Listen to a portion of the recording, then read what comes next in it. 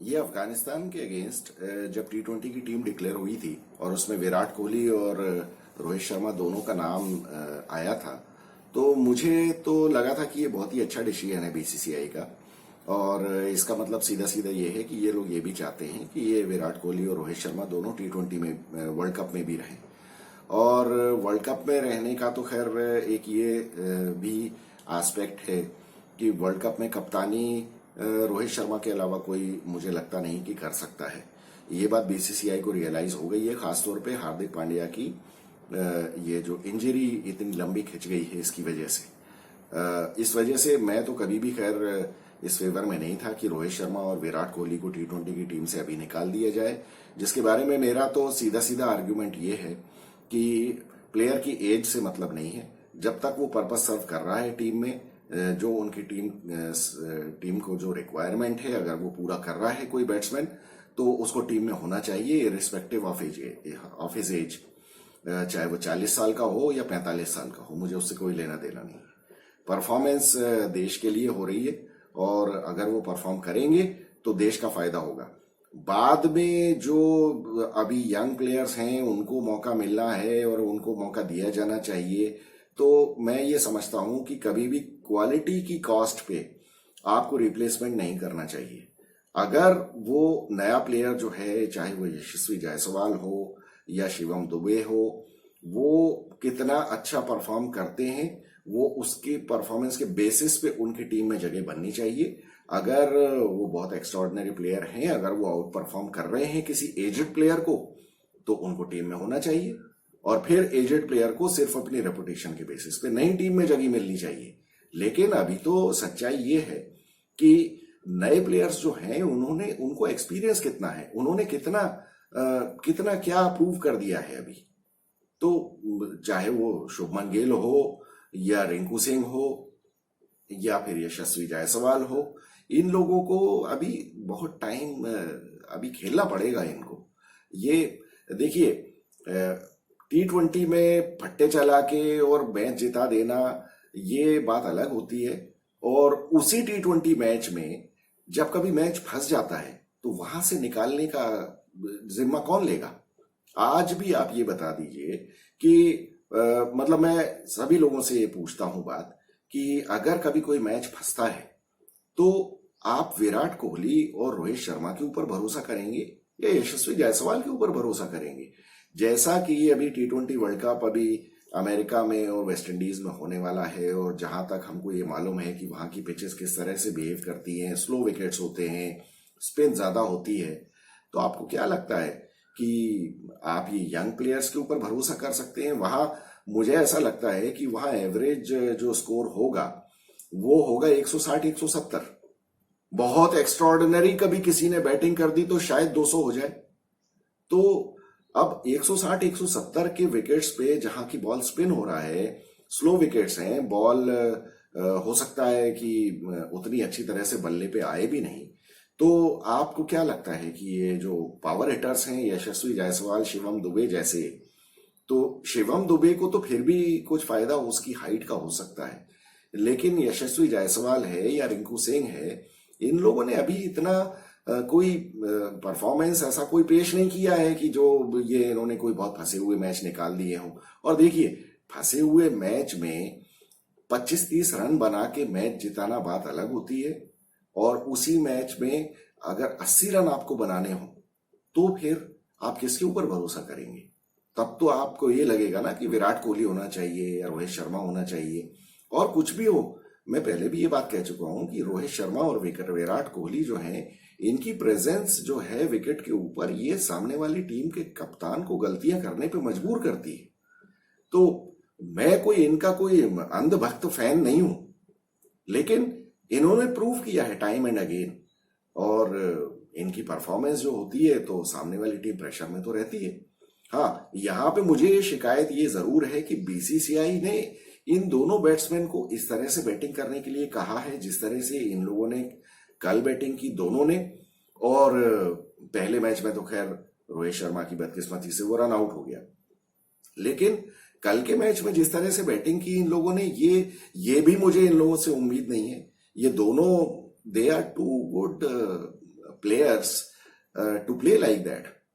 मतलब जिस तरह से रोहित शर्मा पहली बॉल बिना देखे ही अगर उसने बल्ला घुमा दिया और वो बोल्ड हो गया उस बॉल पे, तो रोहित शर्मा से मुझे ही उम्मीद नहीं है। रोहित शर्मा को मैं चाहता हूं कि T20 में कम से कम 30-40 बॉल तक तो टिका रहे ना। अब ये कल जिस तरह से बैटिंग की है उसने, मुझे वही लग रहा है इसने ये जो वर्ल्ड कप जो अपना हुआ था 50 ओवर का, इसके पहले जितने भी मैचेस इसने खेले थे उसमें भी इस तरह से ही बैटिंग कर रहा था, बिल्कुल मतलब सेंसलेस टाइप की बैटिंग। ये मुझे रोहित शर्मा से उम्मीद नहीं है। मैं चाहता हूं कि रोहित शर्मा कम से कम T20 में 30-40 बॉल खेले और वनडे में उसको 70-80 बॉल खेलना चाहिए, तब उसका इम्पैक्ट आता है मैच का।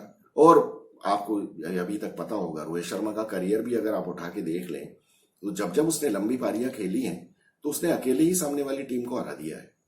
तो ये बात मतलब कौन BCCI बता रहा है या रोहित शर्मा के खुद के दिमाग की उपज है, ये तो मुझे मालूम नहीं। लेकिन ये जो भी है ये गलत अप्रोच है, ऐसा नहीं करना चाहिए रोहित शर्मा को। उसको थोड़ा टाइम तो लेना ही चाहिए। T20 में मैंने मान लिया कि आप को जल्दी रहती है स्कोर करने की, लेकिन अब जायसवाल है और रोहित शर्मा है। आप ये बताइए कि अगर इन दोनों में से 30-40 बॉल अगर ये दोनों लोग खेलेंगे तो ज्यादा बड़ी पारी और ज्यादा इंपैक्टफुल पारी कौन खेल सकता है? जायसवाल का देखिए ऐसा है, कल भी उसने रन बनाए, बहुत अच्छे रन बनाए, बहुत एग्रेसिवली बनाए, लेकिन उसका बीच में एक कैच छूटा।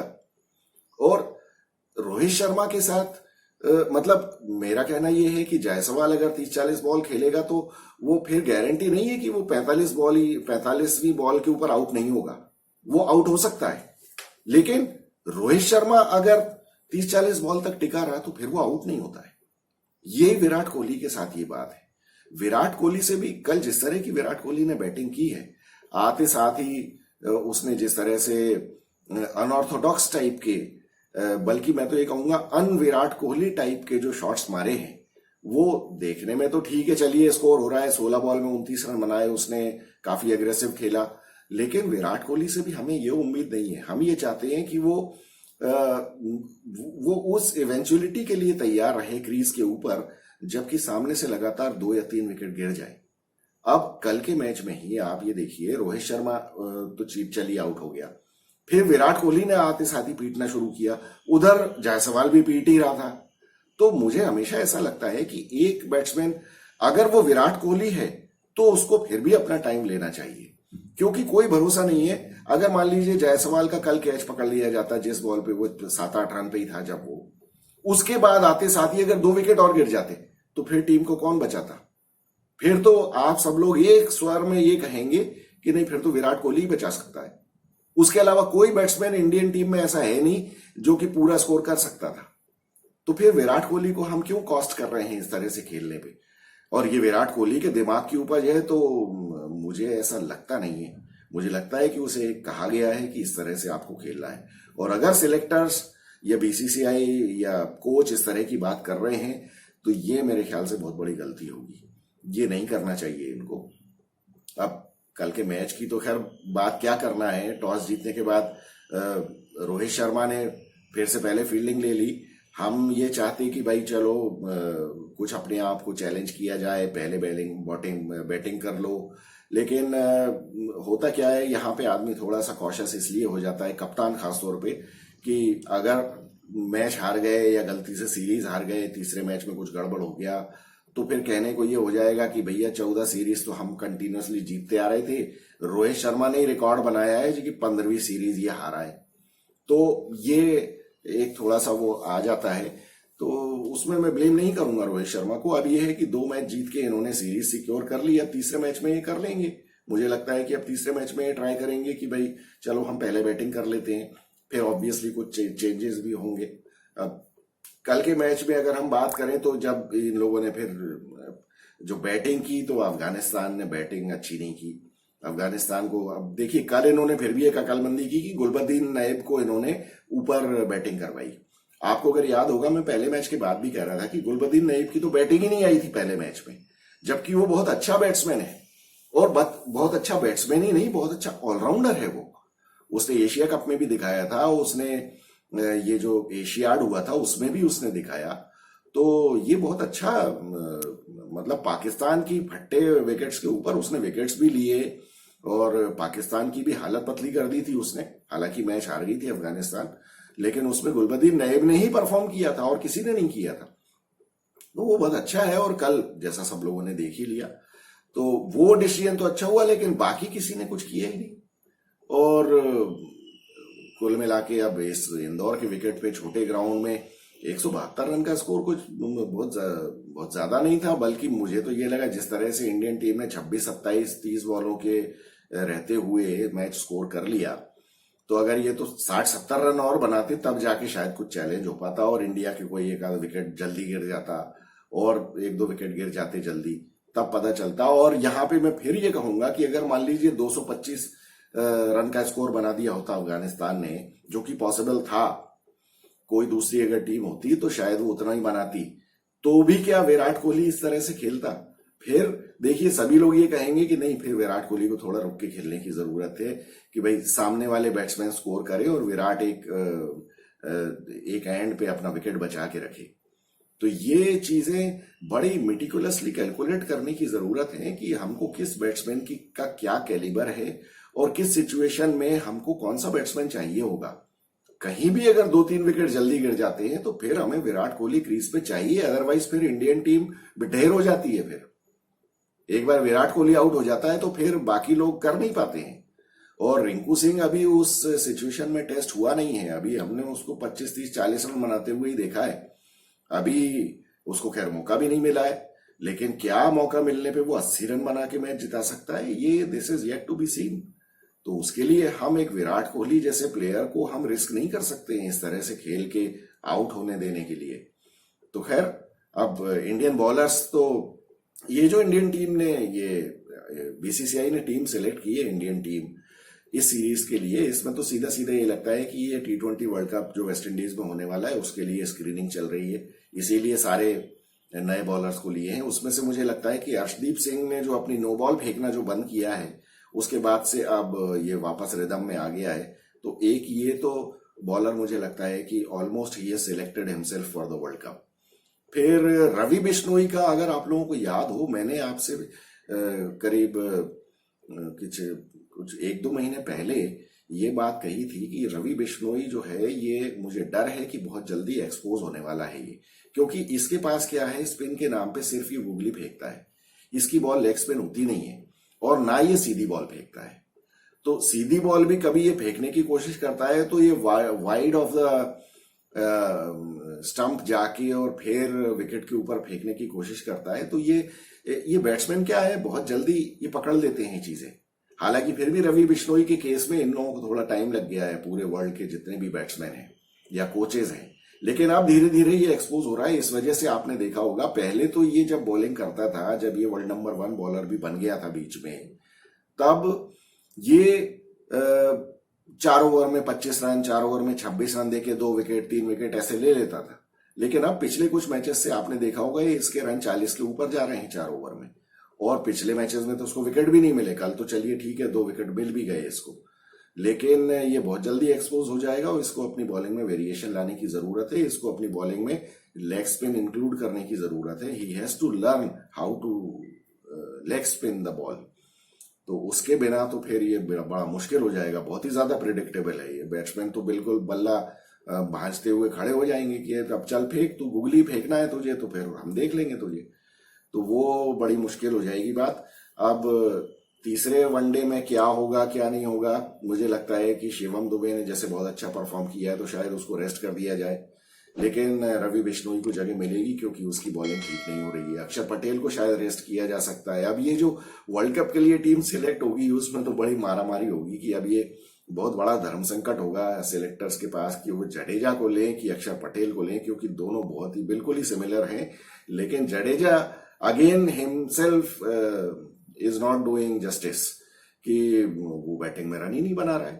पिछले कितने मैचेस हो गए हैं जब इसने वाइट बॉल क्रिकेट में रन नहीं बनाए। तो ये मतलब, हालांकि जडेजा का एक्सपीरियंस इतना ज्यादा है, सब कुछ है, बॉलर वो अच्छा है, लेकिन किसी भी गिवन डे में ये नहीं कहा जा सकता कि जब विकेट सपोर्ट करेगा तो अक्षर पटेल और जडेजा में कौन बेटर बॉलर है। अक्षर पटेल भी अच्छी बॉलिंग करता है, जैसा कि इसने दिखाया। इवन साउथ अफ्रीका में उसने बहुत अच्छा परफॉर्म किया, जब 2 मैचेस में मैन ऑफ द मैच भी था वो। तो ये तो बड़ी देखने वाली बात है।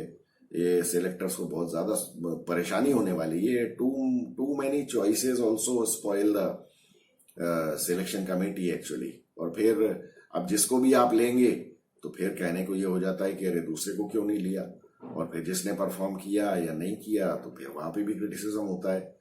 तो बैटिंग के बारे में तो खैर क्या कहें, अब यशस्वी जायसवाल और शिवम दुबे दोनों ने जो 90 रन की पार्टनरशिप कर दी, तो उन्होंने तो मैच ही लगा दिया। अब 172 में से 90 रन की पार्टनरशिप अगर हो जाएगी, और वो भी 10-12 रन की स्कोरिंग रेट के ऊपर, तो फिर सामने वाली टीम का क्या होगा। और सामने वाली टीम में भी अजीब सी बातें हैं।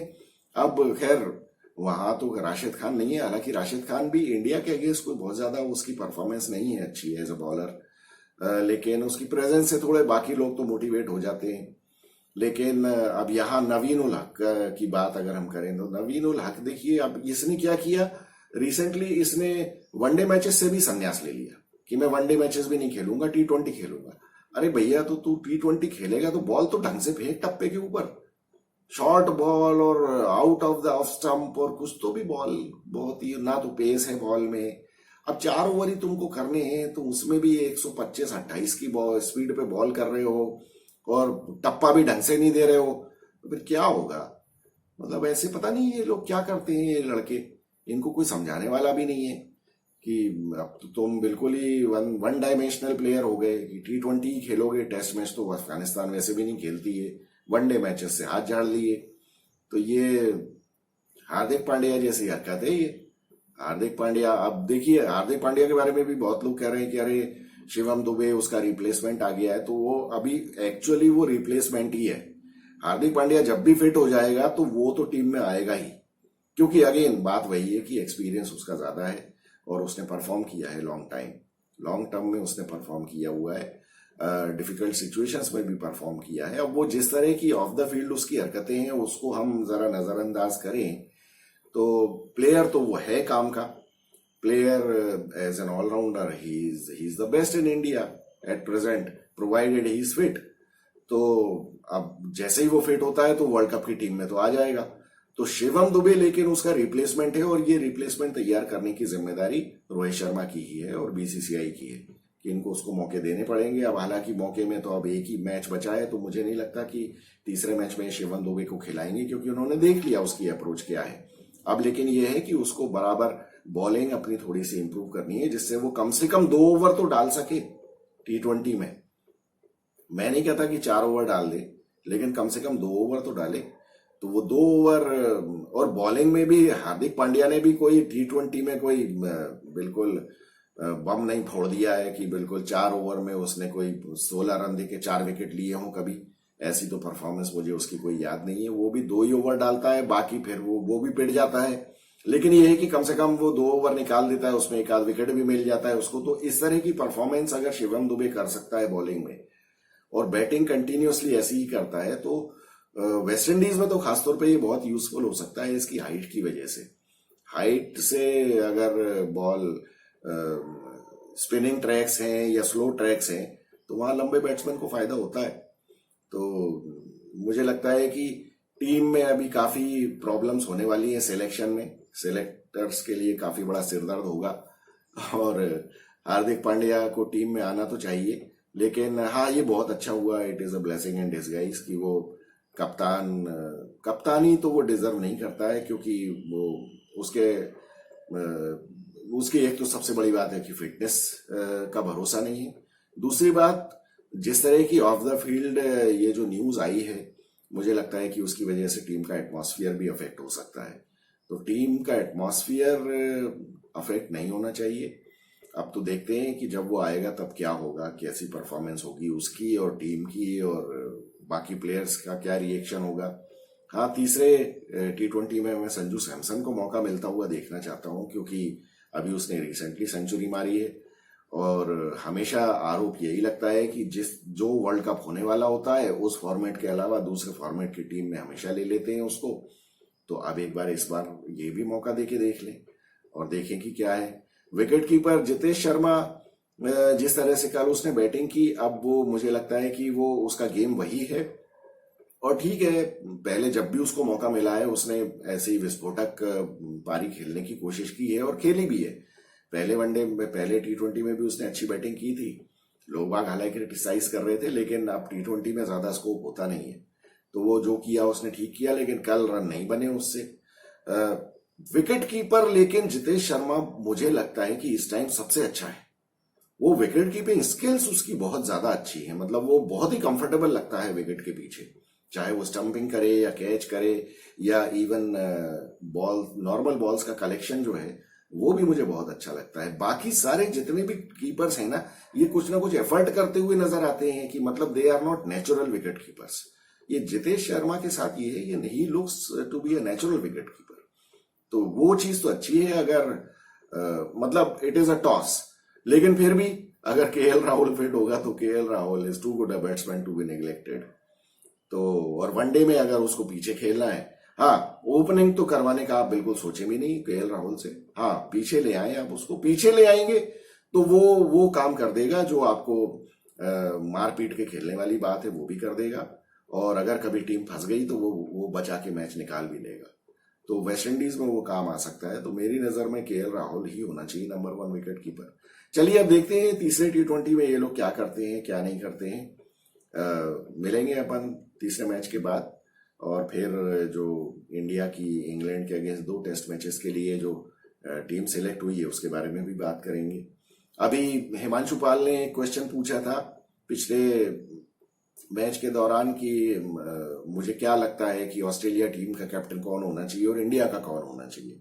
तो मेरे ख्याल से उसका जवाब तो मैंने दे ही दिया है। ऑस्ट्रेलिया की टीम में तो देखिए, पैट कमिंस से ज्यादा अच्छा कोई कप्तान तो अभी सवाल ही नहीं उठता, जो प्रूवन परफॉर्मर है, सब कुछ तो जिता दिया उसने आपको। अब मतलब वनडे वर्ल्ड कप जिता दिया, वर्ल्ड टेस्ट चैंपियनशिप जिता दी, और अभी पाकिस्तान भिखारियों को धोया 3-0 से, और उसमें सबसे बड़ी बात खुद परफॉर्म करके उसने भिखारियों को बर्बाद किया है। तो मुझे तो बड़ा मजा आया वो सीरीज देखने में। तो पाकिस्तानियों की मिट्टी पलीद होती है, तो मुझसे ज्यादा खुश तो शायद ही कोई होता हो। तो ये लोग करप्ट लोग हैं, इनकी तो ऐसी धुलाई होनी चाहिए। तो बाकी मतलब पैट कमिंस अब को, जैसे हिमांशु पाल ने कहा कि मिचेल मार्श की बात चल रही है, मैंने तो कहीं सुनी नहीं कि मिचेल मार्श की ऐसी कोई बात चल रही है। मिचेल मार्श के साथ भी वही है, वो भी दूसरा हार्दिक पांड्या है, उसका कोई भरोसा नहीं है, कभी भी वो अनफिट हो जाता है। फिर वो मतलब वो बिल्कुल ही मुझे हार्दिक पांड्या जैसा ही लगता है। बॉलिंग में भी मतलब बॉलिंग में अगर विकेट अच्छा है तो मिचेल मार्श को तो विकेट मिलना ही नहीं चाहिए, उसकी तो धुनाई होनी चाहिए सीधे सीधे।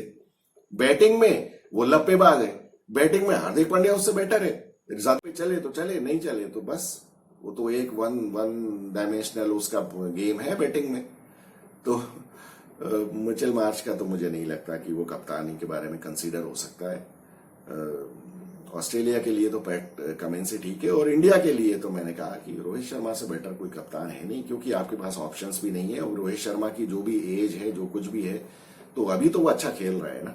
जब तक वो मिजरेबली फेल नहीं होता है बैटिंग में, तब तक चेंज का तो सवाल ही नहीं है। बाकी तो यहाँ कोई उसका कंपटीशन है नहीं। तो चलिए, इंडियन टीम जो 2 टेस्ट मैचेस के लिए सिलेक्ट हुई, डिक्लेयर हुई है, उसके बारे में बात करेंगे हम तीसरे टी20 के बाद। तो I am Vikas Saxena, the biased analyst. Thank you so much.